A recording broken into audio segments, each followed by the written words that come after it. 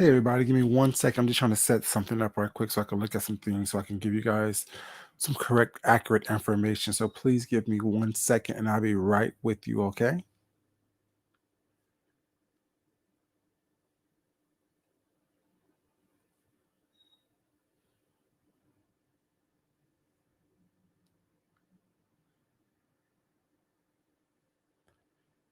Hey, what's up, Grady baby? How you doing, sweetheart? I'll be with you in 1 second, baby, okay? Be with you guys in 1 second.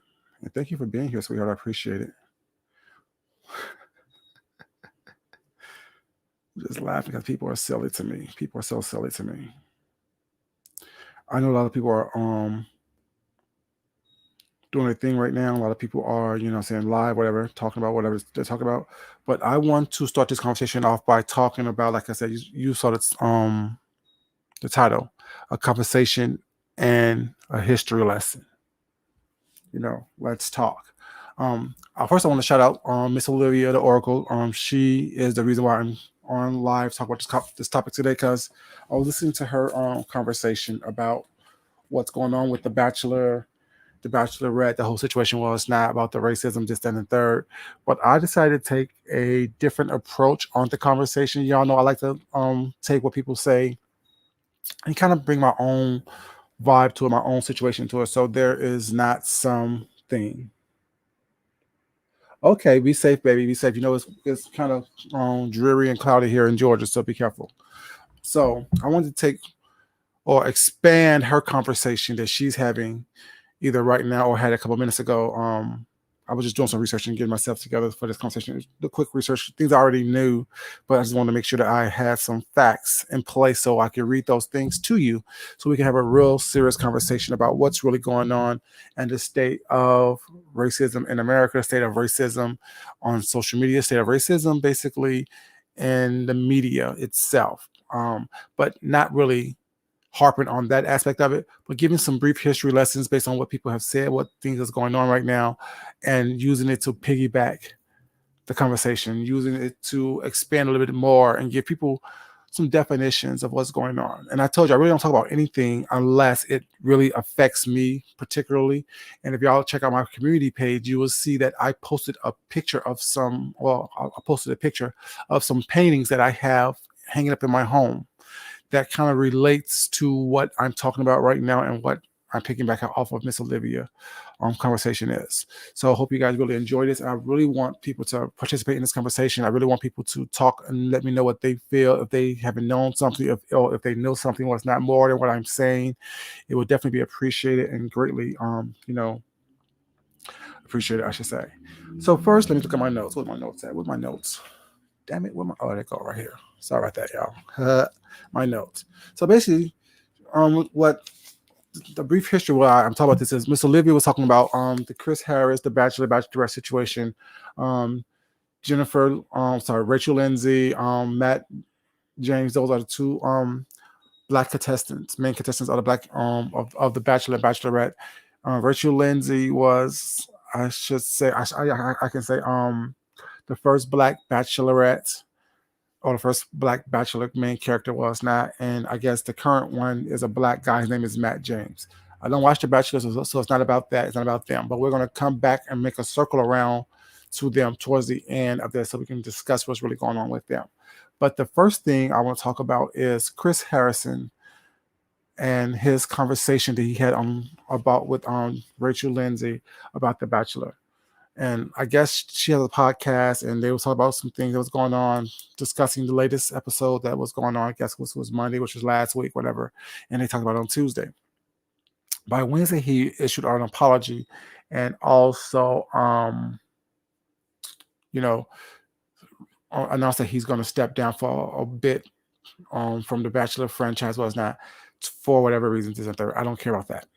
But one thing that kind of took my attention and caught my attention on this conversation is that there was a character on The Bachelor, the current Bachelor, that's from Georgia. They say she's racist. This and their family is a proud Trump supporter. She's in a sorority that is basically kind of like the daughters of the Confederate, basically based on them, based on the younger version of them was or I should say the stepping stone that sorority is like kind of like a stepping stone to the Daughters of the Confederate, this and the third. And the problem that raises a lot of questions that while this is coming up is that, drink water right quick.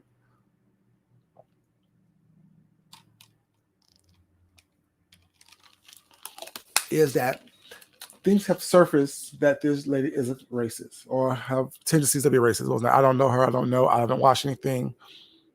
I really don't care if she is or not, because she's not the first. She won't be the last. She's not the first to be on a TV show or reality show on the social media. Well, it's not, that is racist, and she won't be the last. So that's not a big deal for me. That's not something that I am passionate about or crazy about. That don't like it. Don't appreciate it, what's not, but at the same time, I'm a realistic person, knowing that she's not the first person, she's not the last person. She won't be the last person that have underlying racist tendencies. Well, it's not that is going to be in the public eye or social media. So that is what it is. Only thing I'm gonna do is upset myself if I think that she is the first and last. But like I said, I want to take a little deeper dive into what's going on. It was said that she went to this plantation party to where everyone was dressed up in antebellum costuming and things like that. So let's touch on that first. I pulled up a couple of definitions, well, it's not, of what antebellum dress definition is, what antebellum is, things of that nature. So we're going to touch on those things right now. First off, I want to give you the definition. Like I said, I like to give out a history lesson. I'll give you guys some real tangible information that you can look up. And anyone can find these definitions, well, it's not. Just type in antebellum dress definition in Google and a whole bunch of stuff will come up. But I just pulled up a couple of things that, talking about the definitions and the history behind these certain things.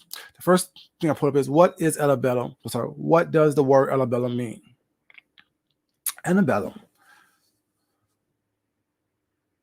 Here's the Merriam-Webster's definition of antebellum: existing before a war, especially existing before the American Civil War. Now, that's the definition of antebellum dress, or the word of antebellum. That's what it means. Antebellum means before war, any war, but is largely associated with the Civil War, the American Civil War. So we got that definition, right?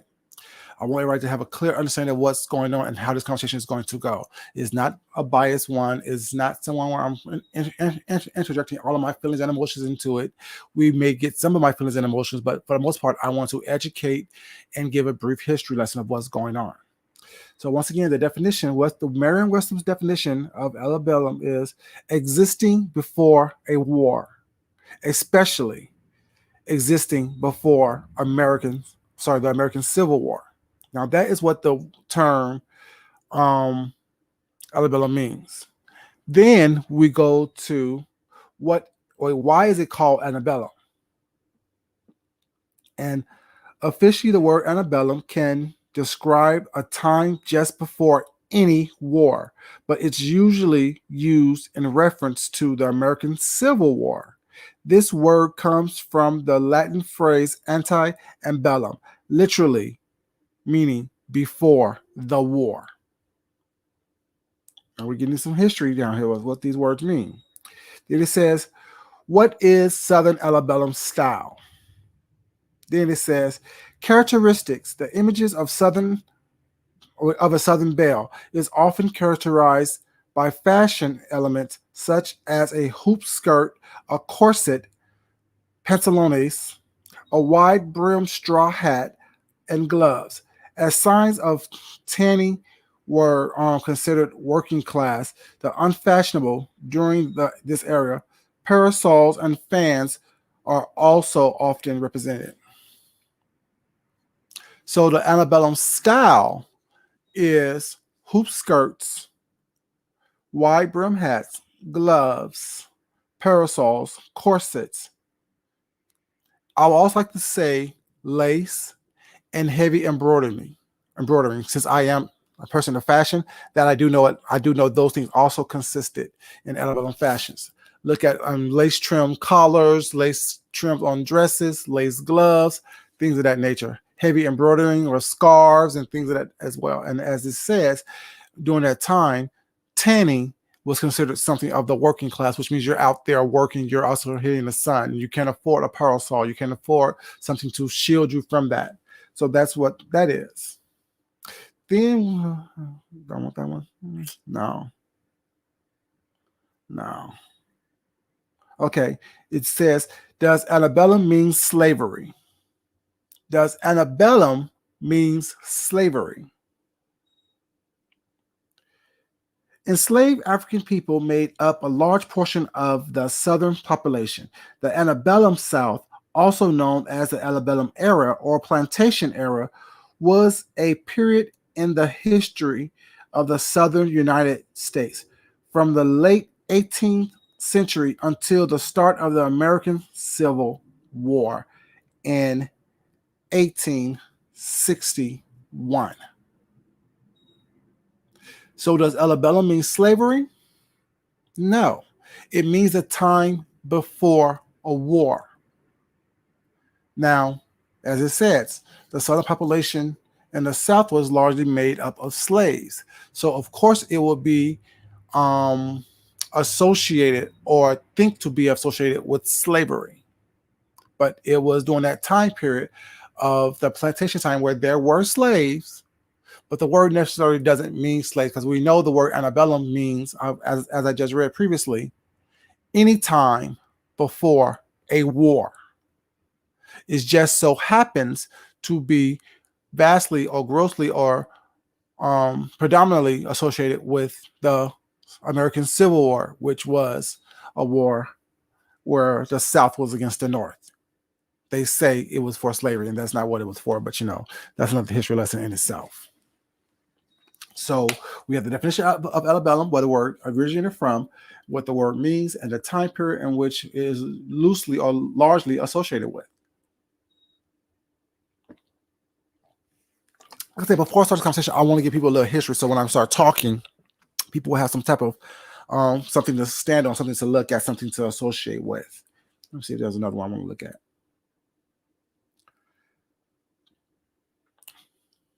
So don't care about that.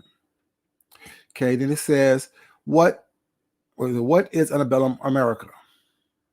Antebellum is a Latin word that means before the war. In American history, the antebellum period refers to the years after the War of 1812, which that war lasted from 1812 to 1815, and before the Civil War, which the Civil War lasted between 1861 and 1865.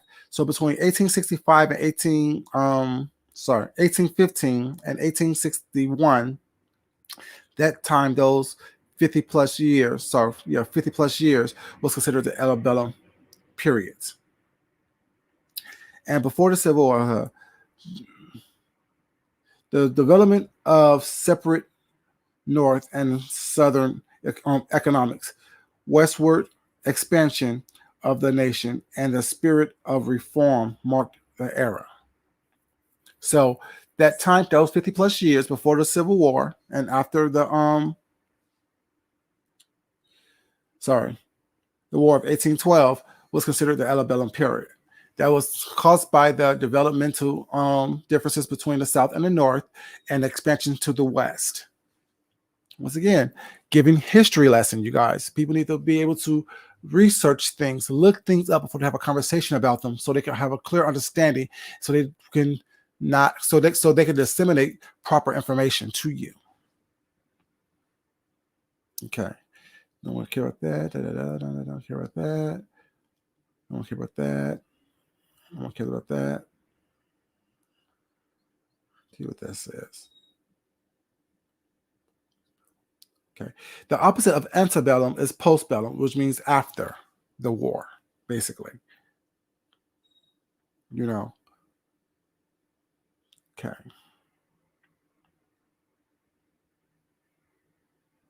See what another word for antebellum will be.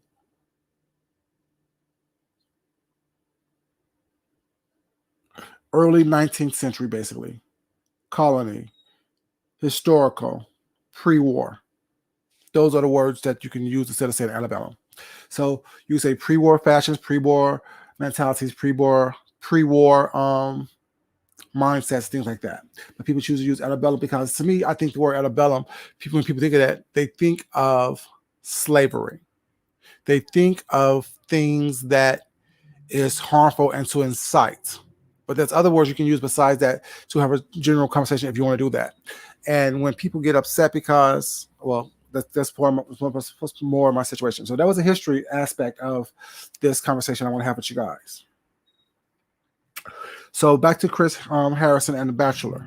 He made a comment that when this young lady, her name was Rachel, they call her Rachel KKK. I don't know her like that, but they call her Rachel KKK. It was the white lady that is on The Bachelor now. She's slated to do well on The Bachelor with the black gentleman. Surfaces came out that she is friends with people who have racist verbiage, racist videos, racist things. Was not. She's also slighted to say that she has tried to bully one of her classmates in school who wanted to date a black guy, and also once again she went to this quote unquote plantation party where she dressed in antebellum garb, which is flowy lace. She had a flowy lace top on, whatever his name. When I looked up the picture. Basically, whatever, you know what I'm saying? I think people doing too much with this. Well, it's not, but that's just my personal opinion. Like I said, I will be asserting some personal opinions up into here as well. But like I said, that's not my purpose of this conversation. It's not about her because I don't care about her whatsoever. I want to talk about the mindset and the attitudes that people have surrounding what she's done and who she is and how it became a conversation here, not only on YouTube, but in America itself, and why people don't want to talk about it as well.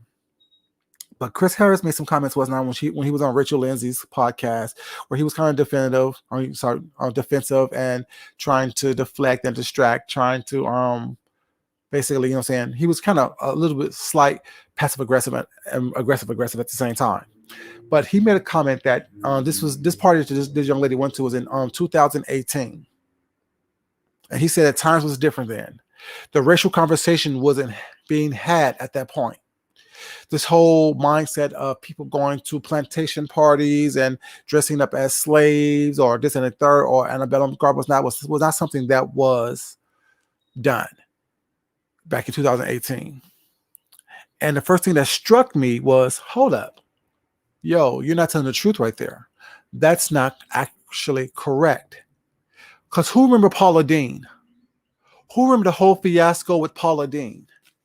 Let's look up Paula Deen right quick. What do I have to put up? Let's pull her up. I said don't look her up. Let's pull her up right quick.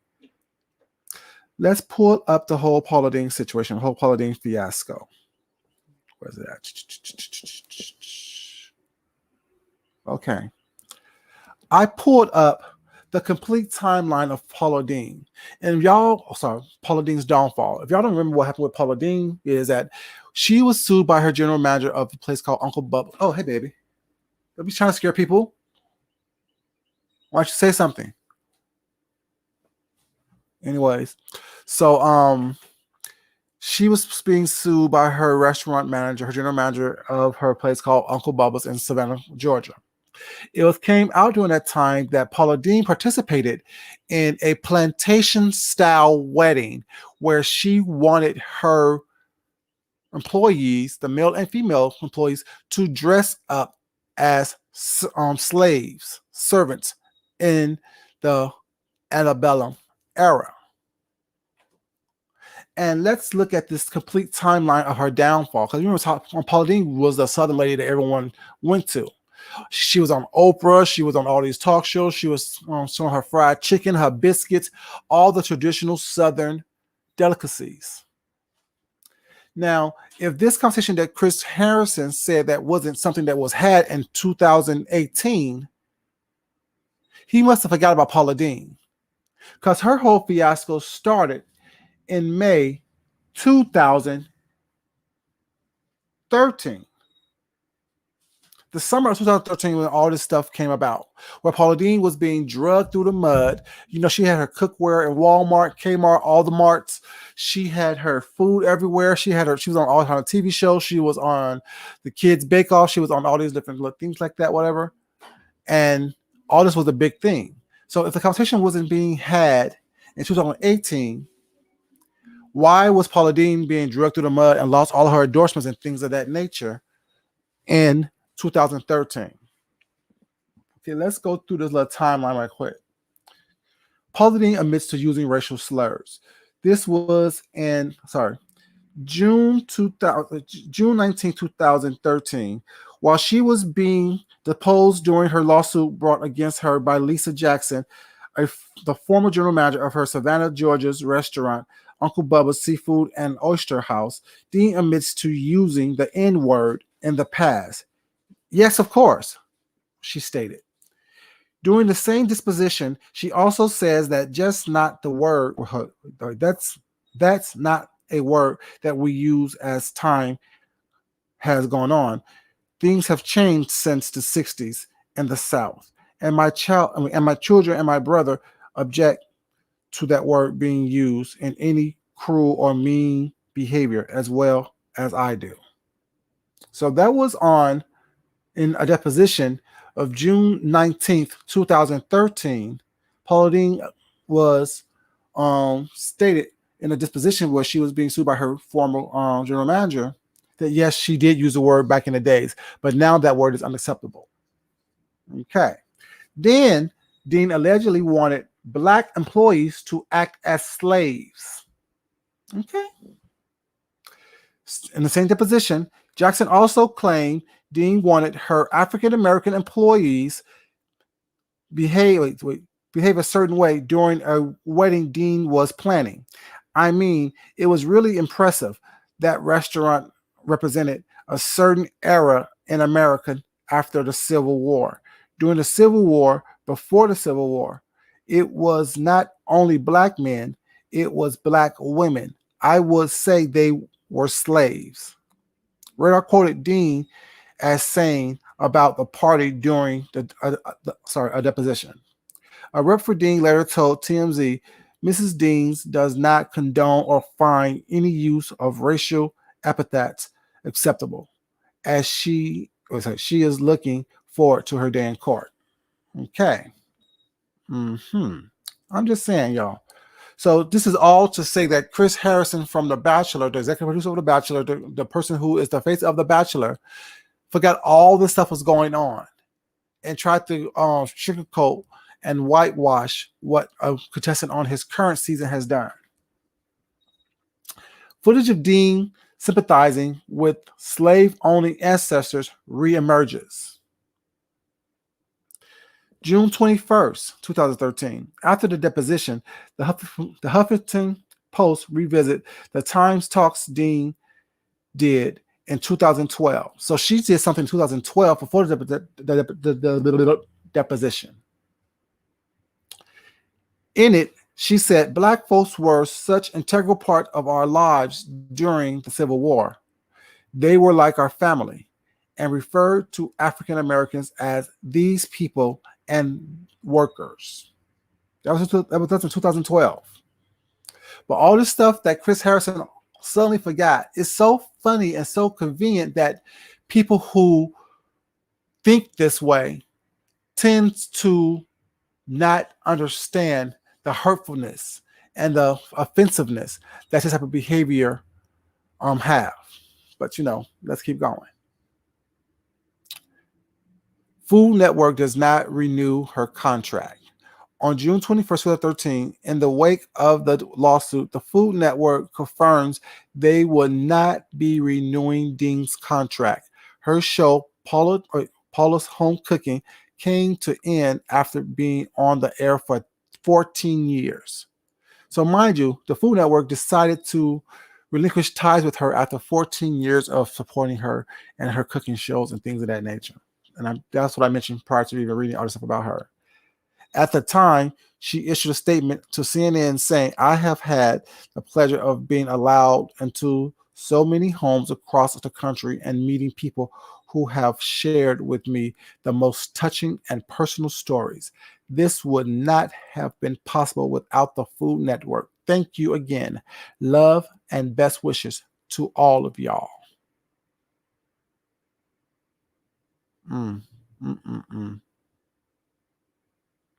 Then we have the one that says Deen. So that was something that said, what's his name? Michael Tweedy's response to the scandal goes viral. Okay. I don't. That's who cares. Well, I don't care. Y'all can look it up if y'all want to. Then it says Dean appears on the Today Show, June 26th, 2013, in a tear-filled segment. Y'all remember that segment on the Today Show when she was up there crying and slobbering, all this craziness was not. Tear-filled segment. Dean tells Matt Lauer, "I am not racist." Remember that whole thing? I am not racist. I am not racist. That's her talking to a sex pervert. Well, it's not a sexual deviant. Matt Lauer. Y'all know what happened with him. You know what I'm saying? Other allegations of racism at her restaurant emerges. Hey, Kendra, baby, how you doing, sweetheart? July 24th, 2013. Dora Clark. Sorry. Was it that? I lost my spot. Sorry. Dora Charles, a longtime employee of Dean's, tells the New York Times Dean wanted her to dress in a Aunt Your Mama styled outfit and have her ring a bell when food was ready. I said, I'm not ringing no bell. I'm not ringing no bell. That's a symbol of me, of what we used to do back in the day. But all this stuff, Chris Harrison seemed to not remember happening. But he chose to defend, saying that wasn't the conversation in 2018.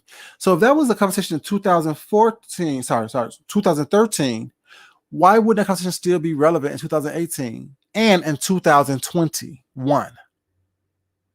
People like to make excuses. And it says she abruptly closes her restaurant. So in April 3rd, 2004, the Savannah Morning News reported that Uncle Bubba's employees were given no warning before learning that they lost their jobs, which means she closed the restaurant.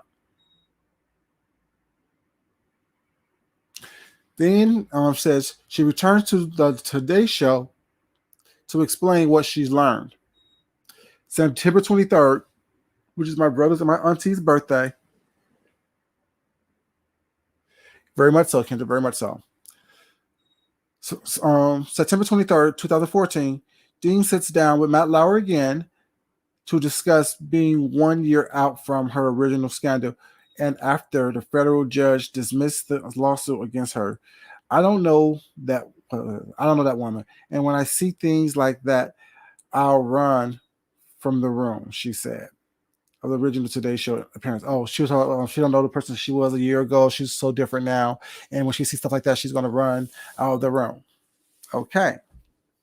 So then she posts photos of her and her sons in brown face. Oh, hold up.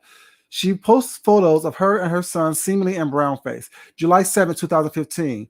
In a picture of her and her son Bobby dressed as Lucy and Ricardo, who is of Latin descent. Bobby appeared to be painted several shades darker, prompting many to say that he used brown face. Dean removed the photo from her social platform. So when she said in 2014 that she don't recognize the woman she was a year ago, just a year after that, she's seen with her son posting pictures in brown face. See, these little fake ass apologies that people be issuing was not. Y'all think that I'm crazy because I say I don't accept apologies from people? Because my thing is, I don't care what you say. The only way of true change and true regret of what you did is change behavior. And it seems that people just want to say what they want to say in order for them to continue to get the bag and the popularity, opposed to them actually changing their behavior. But that's just me. Oh no, I won't support either. I don't none of that. Dean returns to television, but with the Food Network. Okay, not with the Food Network. Oh, yeah, she'd have some kind of cooking show somewhere. But yeah, that was the history of her whole situation was not. And when I brought that up to say that he's trying to say that he didn't understand that times was different between now and 2018. It was. I wanted to point out that times was indifferent from 2018 to 2013. Just what? 8 years from now, that shit was still a scandal. Not 8 years, whatever it was. What year was it? Whatever, 2013. Yeah, it was 8 years, about 8 years. Yeah, it was still the same bullshit, same thing happening. People was getting caught doing shit that they wanted to apologize and cry for and say I was young, I was innocent, I didn't know what was going on for, but yet they still did it. You know what I'm saying? Which makes me think that, you know what I'm saying, these people are just who they are. There's no type of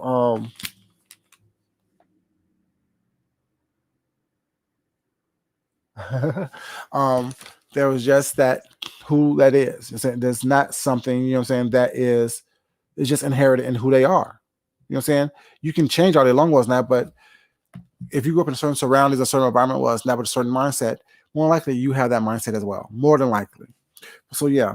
Then we goes to that led me to think about, okay, well, all these people talk about what is a plantation party, what's this and what's that, what's not. Is it good? Is it bad? Should you have weddings in there? Because there was a time where there was a bunch of wedding planners telling people not to please, well, sorry, not telling people, begging people not to have weddings and things at plantations and things like that, or these plantation type parties.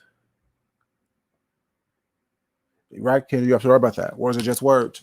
But then they got me to thinking, okay, you know what? There's a big place here in Georgia in the Asheville Mountains called the Biltmore Estate. And I was wondering, was the Biltmore Estate a plantation?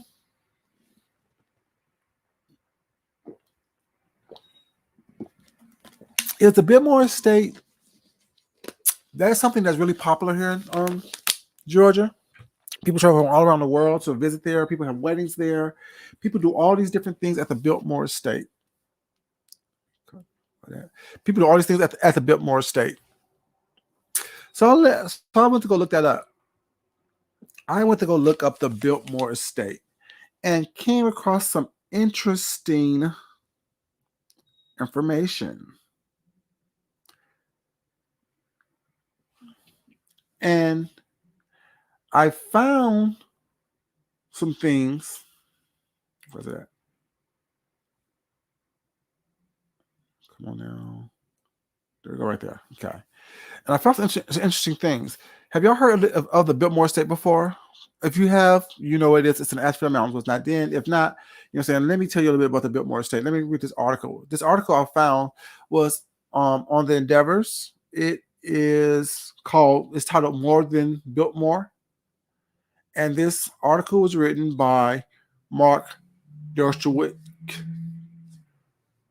And it was written on, let me see what date, find the date of this. Find the date. Oh, this article was written September 1st, 2009. And it's titled More Than Biltmore. You know, like I said, I like to do more than just talk about my personal opinions and my personal beliefs. I like to give y'all a little bit of understanding as well of where my mind is working and how my mind works. Like I said, I just look like I'm crazy and act a fool here on YouTube, but I really do like looking things up. I really do like understanding things and really having research so I can have an emphasis on the emphasis. I can have a correct grasp of what's really going on. And if y'all haven't checked out my community page today, check it out. Like I said, I posted two paintings of a picture of two paintings that I have hanging in my home, which is two black girls dressed in antebellum or pre-war attire.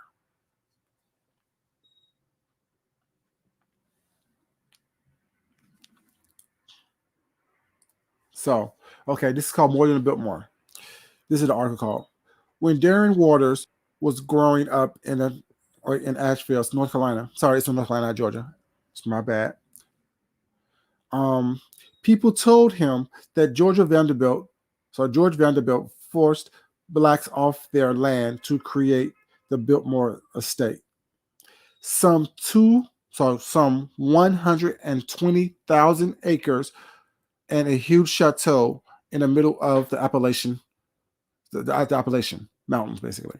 Waters was told that African Americans had owned most of what became Vanderbilt's property. Waters also heard that so few blacks had lived in Western North Carolina at the turn of the 20th century that their contributions to society were minimal.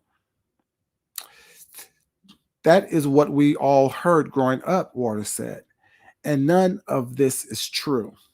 In fact, on the corner of Eagle and Market Street in downtown Asheville, there is a large historic building that houses a young men institutions, which is called the YMA, which has been an educational, recreational, and cultural refuge for African Americans since 1896, for over 120 years.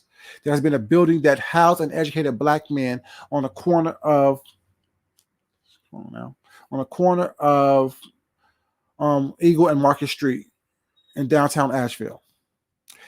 It was probably and it would probably have never existed, Waters says, had black leaders and Vanderbilt not worked together. So growing up, this man was told that there were so few black people around that their contribution to the society was minimal. But yet, come to find out, in the middle of downtown Asheville, there's a building that housed and educated black men since the late 1800s. See how the people be trying to diminish what we do and how we do it. So on his first day researching the YMA at the Biltmore Estates, Waters mentions to the archivist that his great-great-great-grandfather had probably been a freed slave who moved from South Carolina to Asheville in 1850.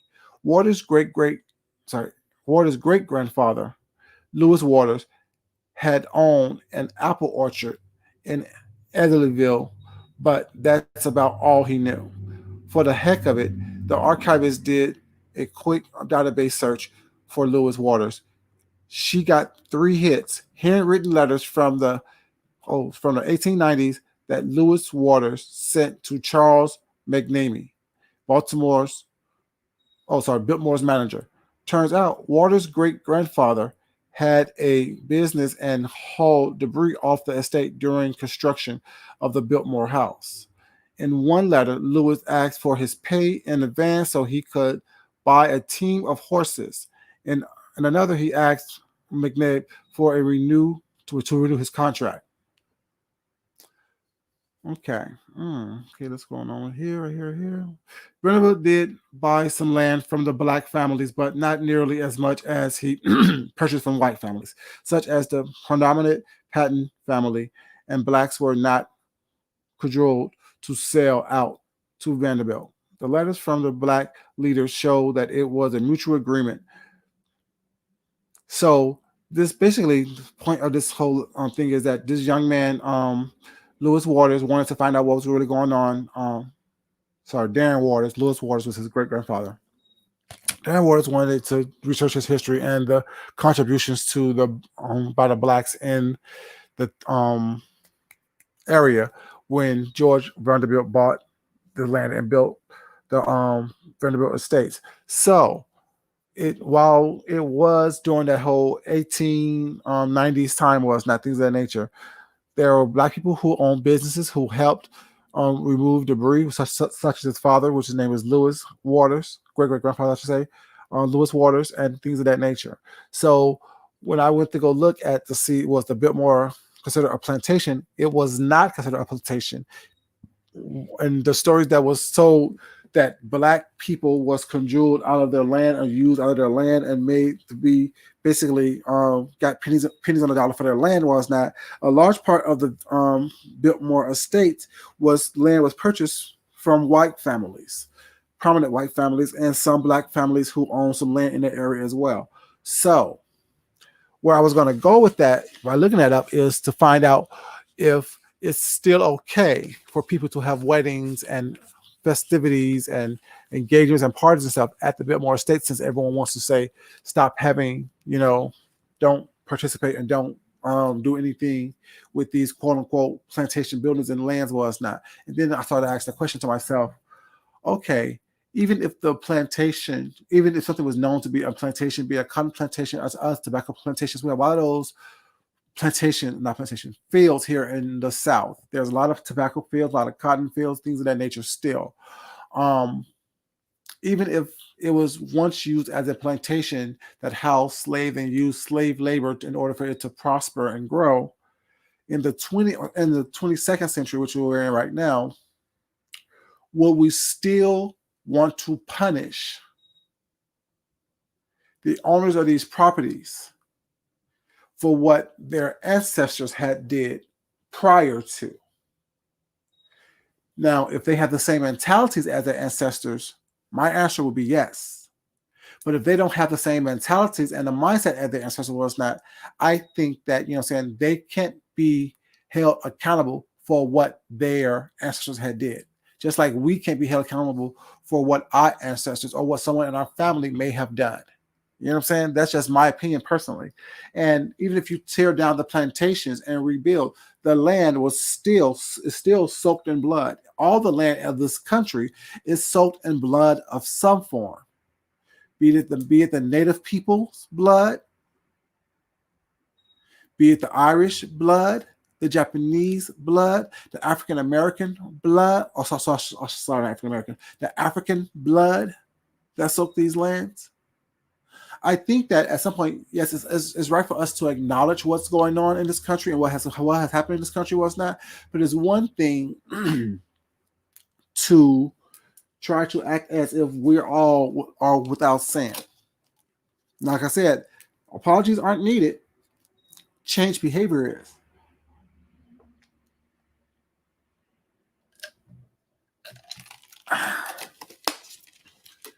Change behavior is needed. So by me saying that, I'm saying that if someone is from a lineage of people who have owned slaves, because y'all do know that there are a handful of Black slave owners as well, right? You do understand that there are Black slave owners. There are, what's the word I'm looking for? Black people in today's 21st century, 22nd century, who are the lineage of Black slave owners. Black people who actually owned and dabbled and traded in trading and buying their own kind. You do know that, right? So if their mindset isn't the same mindset as their ancestors were, or as their relatives were generations ago were, are we going to hold them to the same accountability as we hold the white ones as well? Granted, there's few and far more white generational people who have been caught up in slave ownership of Black people, well, it's not other people, than there are Black people in it. But still, why would we give one a pass, not the other, if their mindsets are not where their ancestors were? Now, when you're showing and proving that there are things that are going on with the whole mindset of, okay, yeah, I have the same mindset as my great-great-great-grandfather does, was not, yeah, I'm holding you accountable for making sure that you understand what you're doing is not correct. But if you're doing everything in your power to make sure that, you atone for that said behavior, I can't discard you immediately. Like I told you guys, I told y'all, everyone hear of a skinhead, and first thing they do, they think of a racist person was not, and they want to banish them and ban them from everything as it was not. But when I met a skinhead, the only one I've ever met in my life, I should say, that's not what he was. He wasn't what I read in the book. He wasn't what I known or what I was told a skinhead was. And after talking to him, I actually had a different understanding of what the ideology, the original ideology of what that means. Because a lot of things get corrupted over time. People take something, switch it, twist it, bend it, break it, rebuild it, repackage it to fit whatever criteria or means that they want it to fit, opposed to going with the original thing of as it was. But that's a whole different situation. But I just want to bring it up, was not. But it brings me back to this whole racism thing and media, stuff like that. We are so quick to jump on these hot topics. We are so quick to interject conversations and have conversations with that, which is everyone's right to do so. Not saying anyone is wrong for doing that, but I wish that we would, as a culture, as a people, as a situation, take some time to actually develop a conversation or some understanding and do some history about what's really going on. Like I said, I don't care about what's going on with the little white girl on The Bachelor right now. For me, it's not about that. It's not about her. It's about it's about the mindset and the mentality that one has who's trying to explain or white explain her behavior. And then then that is defensive when they're being questioned or asked a question or being asked to atone for said and such behavior. That's where my mindset goes. It doesn't say I'm not a person who just, okay, well, this is a problem right here. Well, now let me take this problem right here. That's like for me putting a band-aid on a bullet wound. Opposed to digging the bullet out, cleaning the bullet up, was that making sure you're bandaging the bullet, make sure everything is, you know what I'm saying, clean and done properly so it can heal properly. So it won't give you problems down the line, down the road. While she needs to be held responsible for what she did, what she said, if she done anything at all, what if she said anything at all, she needs. And I think I don't want an apology from her. I don't want an apology. Oh, I didn't know. I didn't understand that. I don't care about all that. What I want for someone like that to do, not just her, but anyone who chooses to make mistakes or chooses to go along just to get along or chooses to do things in a way that is not necessarily appropriate, atone for it. Change your behavior. Be an agent of change. Be an agent of someone. Be someone of good moral standing or good moral, you know what I'm saying, mindsets.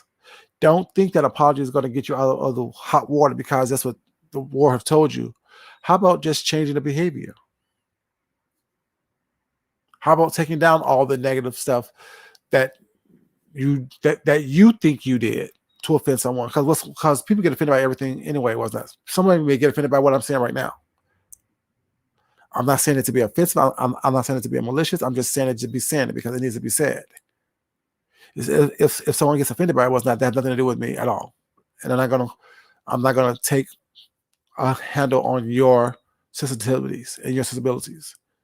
I'm not saying or doing anything that to be offensive. Now, if I was calling people out their name and using racial slurs and racial epithets, was not, then that's one thing. I'm just asking questions and reading what I did with my quick little research that I did on this topic when I was listening to Olivia earlier today, and give a different dimension, a different expression of what I think is going on. And like I wrote in Olivia's chat when I was in her chat, Rachel Leslie, the first Black Bachelorette, who is pro-Black power this, pro-Black power that, and speaking out on it while holding a hand and sleeping next to a white man every night, while she got her national fame and recognition on The Bachelor, where she was a black face chasing after another particular type of white man. I'm just saying, I look at you just as side-eyed as I look at anybody else who is chasing after, looking after, seeking the attention of someone that doesn't look like them or who can identify with all this Black power woke behavior that you're exhibiting right now.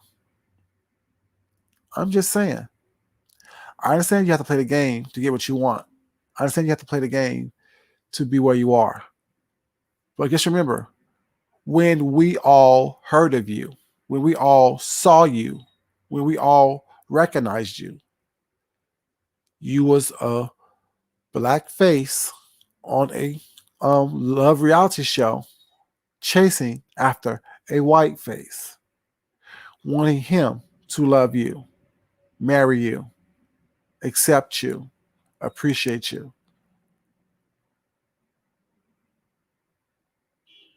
And like Olivia said, I think that you're looking at this as your redemption. Granted, you're doing it with a good cause behind you, but the Bachelor franchise pretty much screwed you over. The Bachelor franchise pretty much played you. And this right now is what you're using as your redemption, as your get back under the guise of Black Power. And that's just as bad as someone else using Black people to get what they need and get what they want. You're using the outrage of this situation right here to get back with, to get back at a corporation or a franchise that you felt did you wrong, that you volunteered yourself unto contractually. I don't give you kudos. I can't. Because you was introduced to us as a Black face looking for white love, white appreciation, white acceptance. And like Olivia said, you got your N-word card pulled.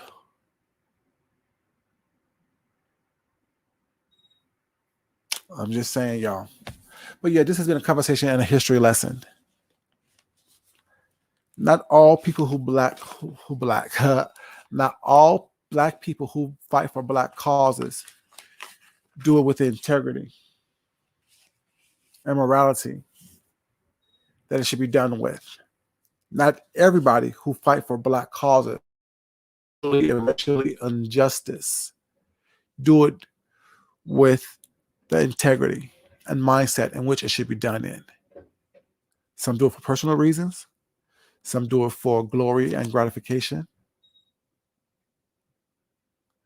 Look at the mindset as which would people do things in. Look at their history. Look at what they've done previously. And then ask yourself, is that what it is that they truly and honorably believe? I'm just saying, y'all, this has been your boy Food Junkie, and this has been a I won't say Black History Month moment, but this has been a conversation and a history lesson in Black history based on what's going on right now today. Y'all have a great day. I love y'all for being here. I appreciate you guys. If you don't mind liking on the way out. But as always, you know what I say. Me loving you isn't important. You loving yourself. You loving someone else. You respecting yourself. And you definitely respecting someone else is definitely important. More important than me loving you. Y'all have a great day. Hope y'all have a blessed one. I got to get up and start cooking because I'm hungry. I'll talk to y'all later. I may post my dinner tonight. Bye, y'all. Peace.